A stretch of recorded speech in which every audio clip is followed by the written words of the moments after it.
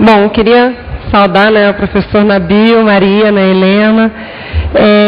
Eu fui da FASE muitos anos, fiz contigo o curso de formação e estatuto da cidade, na época da aprovação, na construção toda do processo, lá no Polis, né? E assim, e agora sou assistente social, né, sempre fui, e estou agora como professora da Universidade Federal Fluminense, no Rio de Janeiro. Eu queria, assim, trazer alguns elementos para a problematização, né? Eu acho que, assim, quem conhece a tua trajetória, teus acúmulos no campo da arquitetura do urbanismo, né, sabe também um pouco do lugar do qual que você fala, né? Quer dizer, hoje até o lugar que você ocupa, né?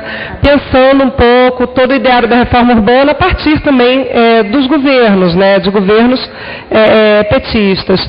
Eu queria, assim, trazer algumas problematizações que têm a ver muito com essa situação que o grande problema no Brasil hoje é o urbano, né? Na verdade, talvez a centralidade disso, que é o acúmulo que a gente construiu um pouco nesses 2 dias e que vem do que tem sido produzido no meio de serviço social, né? Bebendo também de outras disciplinas, dialogando com outros campos e com os movimentos, o quanto a centralidade do problema está na questão fundiária, né? E na questão fundiária, no campo e na cidade, numa relação muito intrínseca entre essas 2 instâncias, né? No que temos de cidades, por exemplo, inclusive rurais, né? Onde, na verdade, um pouco a professora Raquel hoje de manhã problematizou, a cidade não é o espaço da consolidação do direito, né? A cidade, mas ela acaba sendo o lugar que resta aqueles que não têm, por conta do latifúndio, por conta da violência no campo, por conta do agronegócio, da mecanização, por conta da monocultura, nenhuma alternativa ali. E aí, por conta também disso, o Centro-Oeste uma região onde não há esgotamento sanitário, pelo PNSB, né? De 2008, praticamente. E assim, só para problematizar um pouco esses elementos, porque eu acho que falta para a gente aprofundar muito o debate sobre que padrão de políticas urbanas nós queremos e como ampliar esse direito à cidade para além das possibilidades que estão colocadas hoje, porque elas são muito limitadas, né?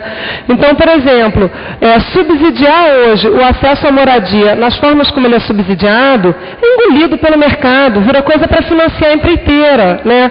E para você, a partir de terrenos infraestruturados pelo Estado, onde o mercado ganha duplamente, porque é lá que vai crescer. A Barra da Tijuca, no Rio de Janeiro, é um oásis para a especulação imobiliária, né, em contraposição à cidade, a Baixada de Jacarepaguá, você não precisa nem longe, né, ou a região metropolitana ali, Baixada Fluminense.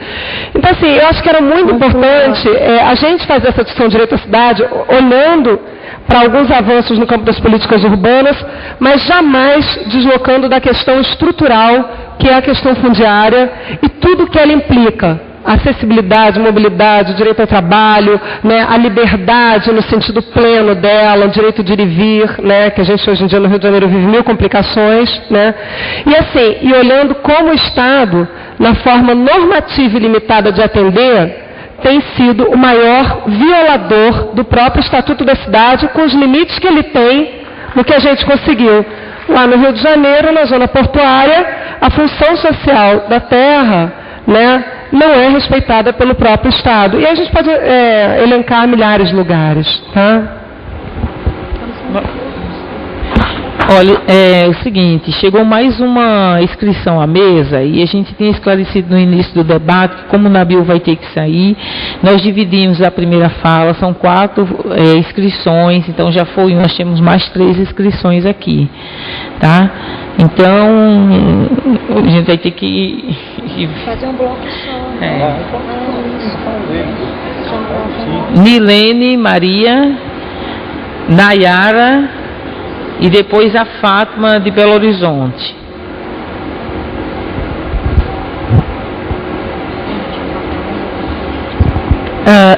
Sou Nilene de Porto Alegre. A minha dúvida se foca no fundo público com relação a subsidiar a política de habitação de interesse social. Porque a gente sabe, até que o titular da mesa está dizendo que apoiou o Plano Nacional de Habitação, né? Então, como é que está estruturado o fundo público? Como é que está funcionando? Se se tu tem condições de responder, porque a gente sabe que a utilização do FGTS para a construção de unidades habitacionais em áreas irregulares não é permitido. Então, eu gostaria que tu esclarecesse esse aspecto. Nayara?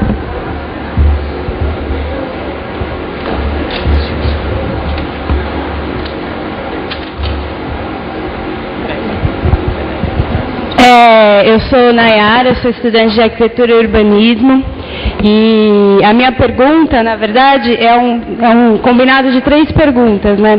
A gente sabe que hoje, se a gente fosse suprir o déficit de habitação só na cidade de São Paulo, a gente não ia ter indústria para fabricar maçaneta.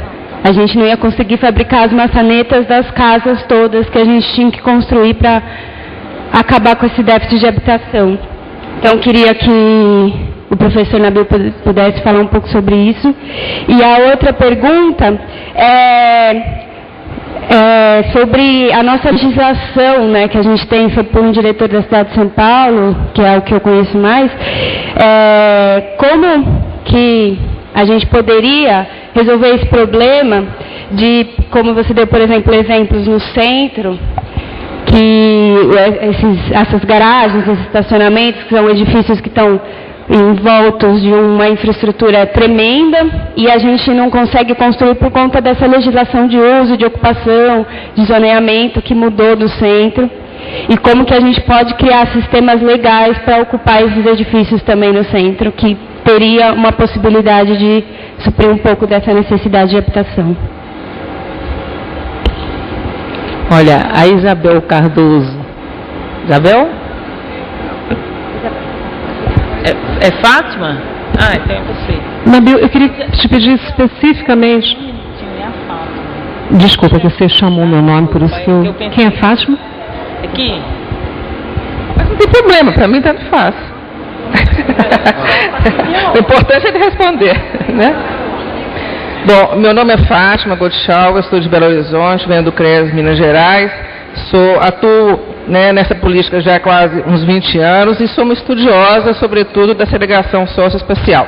Então, a minha pergunta vai mais ou menos nessa linha e pensando em soluções possíveis, porque a gente tem que pensar em soluções possíveis, né? Porque o quadro está aí, de segregação socioespacial, os déficits aí quantitativo, qualitativo.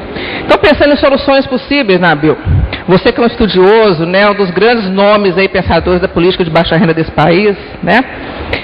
Pensando no déficit qualitativo, não o de novas moradias, o qualitativo, dizendo dos assentamentos precários, aonde está assentado, né? Certamente, a maioria desse déficit habitacional de 95 estão nesses assentamentos precários, né, nas vilas e favelas aí.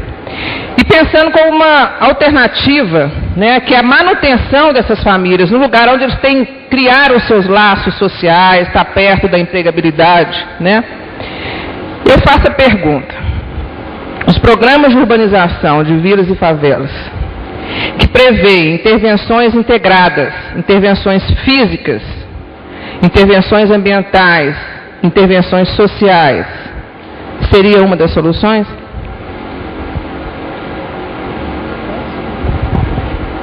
Nabil, eu gostaria que você pudesse falar um pouco mais sobre todo o processo após a aprovação do Planab, porque o Planab, ele coincidiu, o período da sua finalização, já existia o programa de aceleração do crescimento, mas o Minha Casa Minha Vida não. E você mesmo é uma das pessoas que defende a ideia de que, com a instituição do Minha Casa Minha Vida, o que se faz é passar por cima, efetivamente, de toda essa construção, esse desenho que se tinha em termos de metodologia, inclusive de metodologia participativa, de desenho da política nacional de habitação. O cenário hoje de muitos dos municípios e estados, para fechar de fato a adesão ao Sistema Nacional de Habitação, passa pela elaboração dos planos locais de habitação de interesse social e os planos estaduais.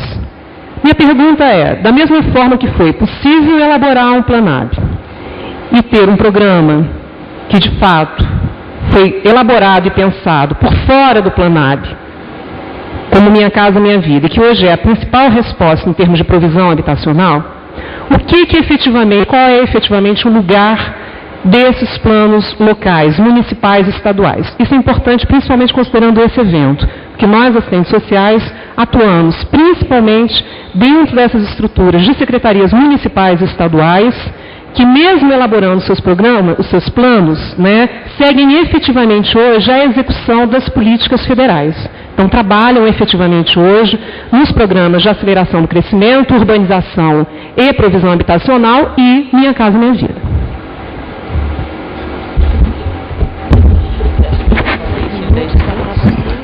Vou tentar responder em 10 minutos, para não atrasar aqui. Nem o evento, nem eu mesmo. Mas vamos lá. Bom, eu acho que, em primeiro lugar, eu quero falar uma coisa de ordem geral que tem a ver um pouco com todas as perguntas, ou grande parte delas. Nós construímos, desde a Constituição de 88, uma certa estratégia na questão urbana, que partia do seguinte pressuposto, talvez até por uma questão de realismo político. A Constituição de 88, ela reconheceu o direito à propriedade, certo? E ao mesmo tempo ela reconheceu a função social da propriedade. E toda a legislação que foi construída nesse período, Estatuto da Cidade, planos diretores, instrumentos, a própria reforma urbana, os próprios instrumentos chamados de reforma urbana, eles foram construídos a partir da seguinte lógica: o mercado existe e nós vamos criar mecanismos institucionais, legais, que vão de alguma maneira buscar controlar o mercado e direcionar isso para atender a função social da propriedade e atender a população de baixa renda.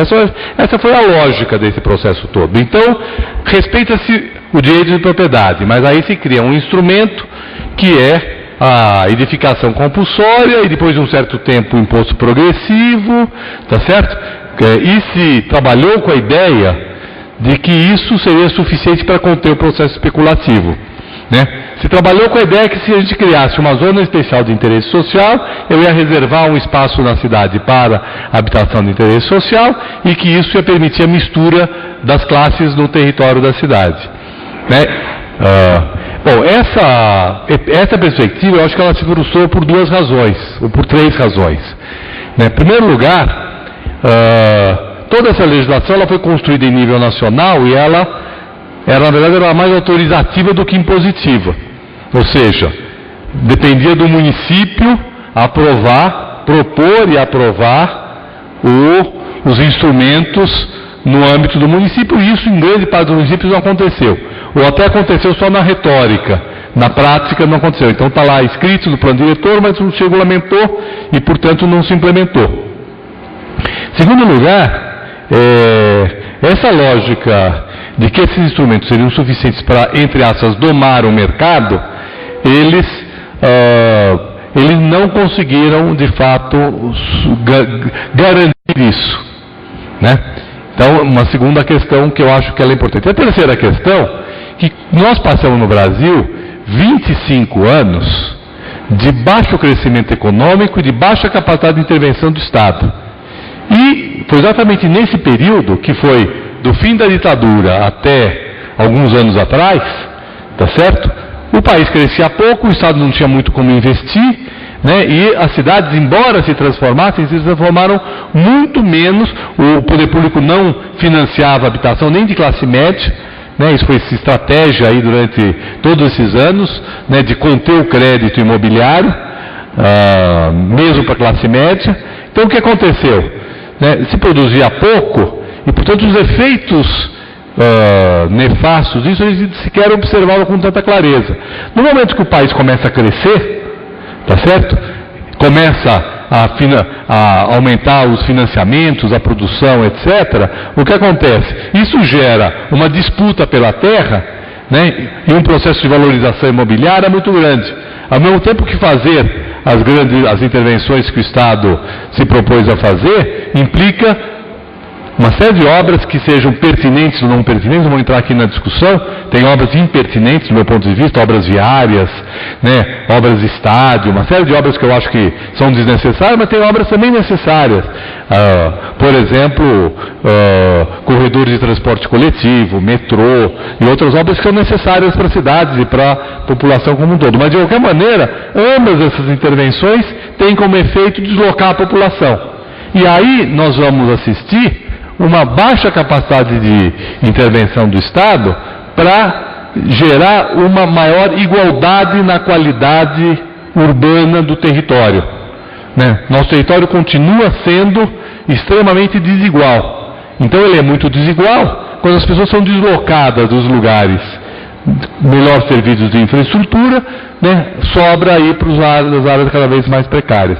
É por isso que alguém falou aqui, né, que muitas vezes o Estado é o que muitas vezes cumpre a própria legislação, porque muitas vezes ele precisa fazer aquela obra, aí aquela obra vira uma prioridade absoluta, para fazer aquela obra precisa deslocar a população, ele não tem alternativa habitacional, dá o cheque de despejo, quando dá o cheque de despejo tem algum tipo de remoção branca e a população vai para uma condição cada vez pior. Então o Estado está descumprindo o próprio direito à habitação, né, ao levar adiante políticas desse tipo, né, e as prefeituras fazem isso com muita frequência. Bom, então eu acho que essa questão é uma questão de fundo que eu digo, de base que exige nesse momento que a gente se reformule um pouco. Eu acho que nós avançamos muito, não dá para dizer que nós não avançamos. A nossa é avançada e ela não é de jogar fora, não.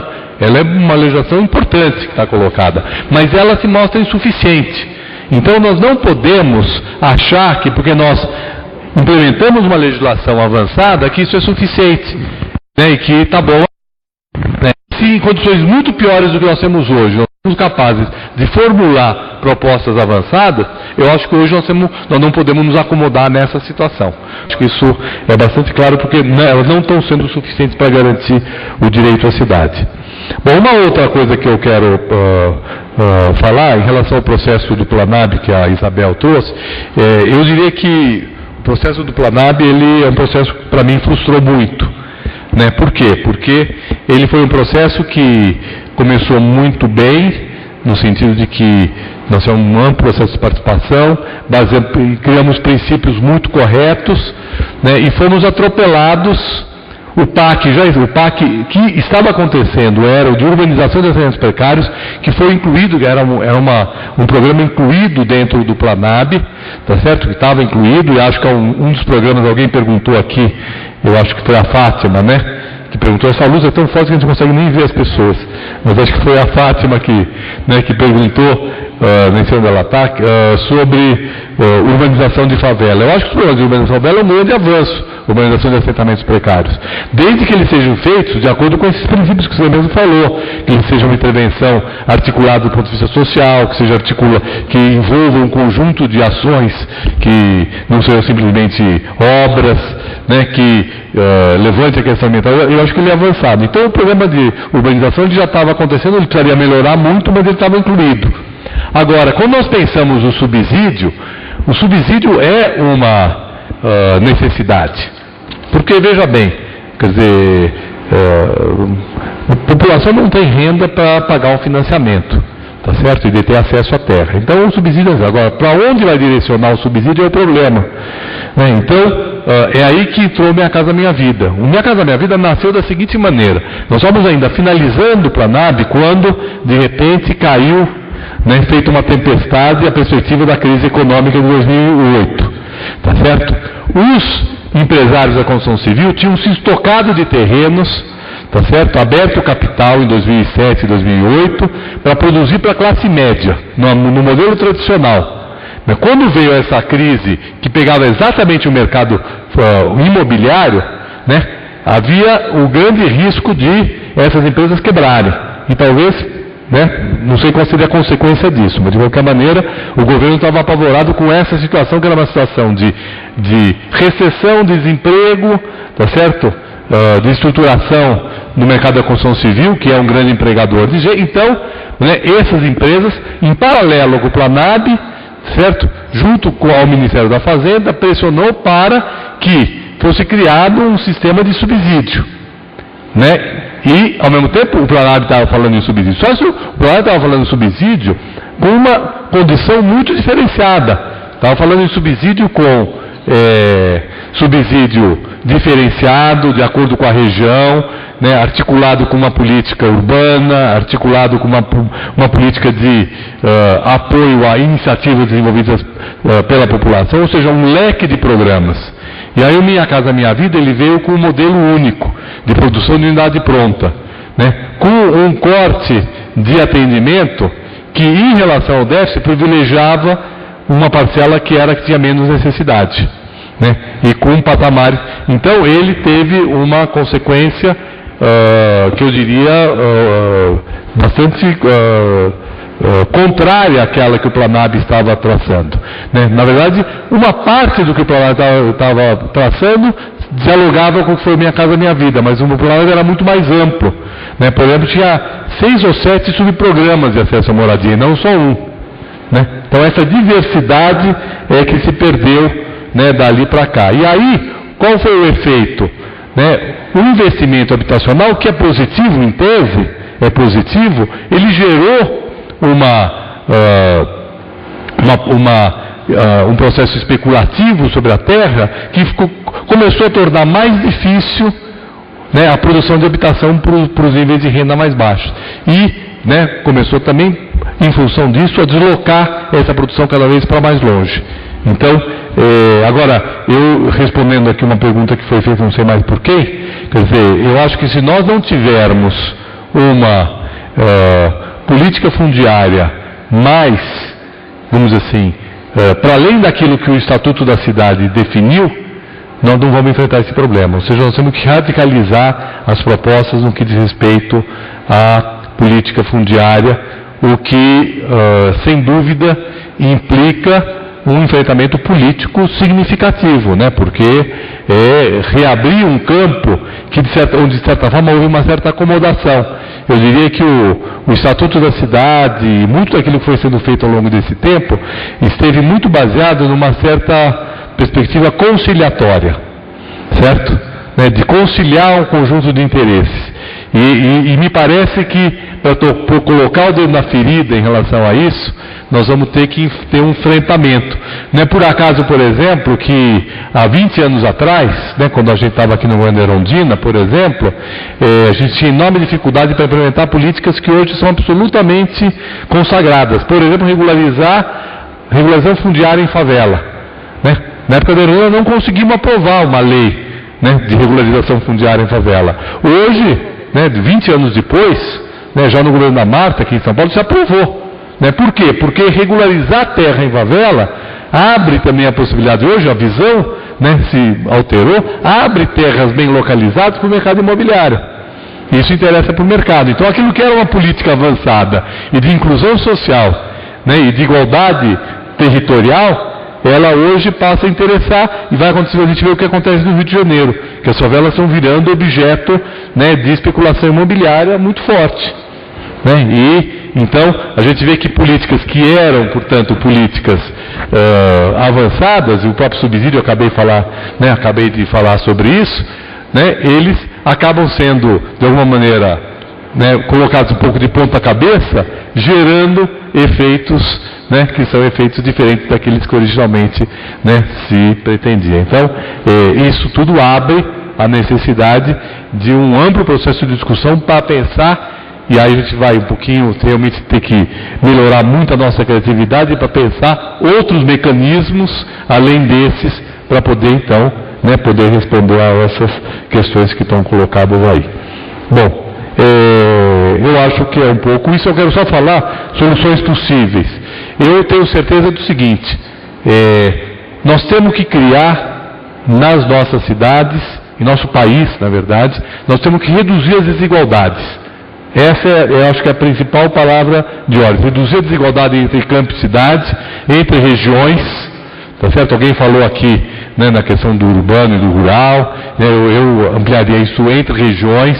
Nós temos que evitar os modelos de excessiva concentração. O nosso modelo capitalista o de urbanização capitalista do Brasil, foi de forte concentração, né, regional e no interior das cidades, né, muito na linha assim, concentra, investe naquelas áreas concentradas e o resto fica descoberto. Então era uma maneira de promover um acesso desigual aos recursos públicos. Quanto mais a gente tiver com isso descentralizado e menos desigual, melhor. Nas nossas cidades, quanto mais nós tivermos terra urbanizada, né, com qualidade no conjunto do território, né, com acesso a emprego, com transporte, etc., nós vamos gerar menos desigualdade e vamos ter mais capacidade de acesso. Né? E nós temos que romper, portanto, esse modelo centro-periferia. Né? Nós temos que, né, usando aquela velha, né, a música nordestina, né, vamos transformar o mar no sertão, o sertão vai virar mar, o mar vai virar sertão. É um pouco isso. Nós temos que transformar a periferia em cidade e trazer um pouco da periferia para a cidade, né? Quer dizer, fazer ou seja, trazer a população de baixa renda para o que é cidade e levar o que é cidade para as áreas hoje onde a população de baixa renda vive, tornando a cidade menos desigual, menos segregada, com mais qualidade urbana no seu conjunto do território, porque assim eu acho que nós temos maior possibilidade de enfrentar esses problemas, inclusive esse problema que hoje está gravíssimo nas cidades, que é excessiva, né, hipervalorização e especulação com a terra bem servida, aquela terra que garante o direito à cidade. Então é isso, agradeço aí o convite novamente, é um prazer estar sempre conversando com vocês.